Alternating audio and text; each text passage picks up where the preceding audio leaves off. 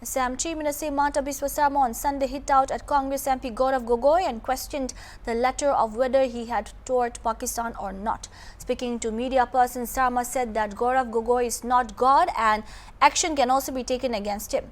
He said if 40 persons who talked in support of Pakistan can be arrested, then action can be taken against Gaurav Gogoi for his Pakistan visit, stating that Gaurav Gogoi should have answered whether he had visited Pakistan or not, whether he changed his children's citizenship by consulting with his children or made the decision himself.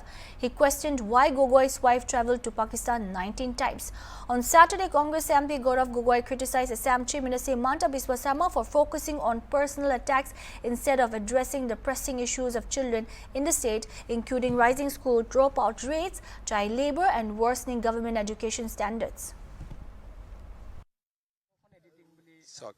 কোনো photo টটোৰ কথা কৈ লাভ নাই, নিজেই photo লগুৱাই দিয়ে, নিজেই photo সব কৰে, সেইবিলাক ধেমালি কৰিতো লাভ নাই। আমিতো ইয়াৰ লৰা ধেমালি কৰা নাই।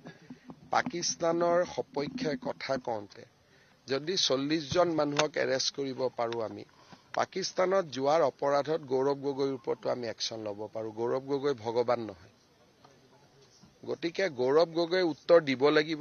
পাকিস্তানত গৈছে নাই, লৰা ছোৱালীক সুধি নাগৰিকত্ব পৰিৱৰ্তন কৰিছিল নে নিজে নিজে কৰিছিল, তেওঁৰ পৰিবাৰে 19 বাৰ কিয় ভাৰত পাকিস্তান অহা যোৱা কৰিছিল, আৰু উত্তৰ দিব নোৱাৰিলে উত্তৰ কেনেকে আকুৰি গাজুৰি উত্তৰ ল'ব লাগে হিমন্ত বিশ্ব শৰ্মাই জানে।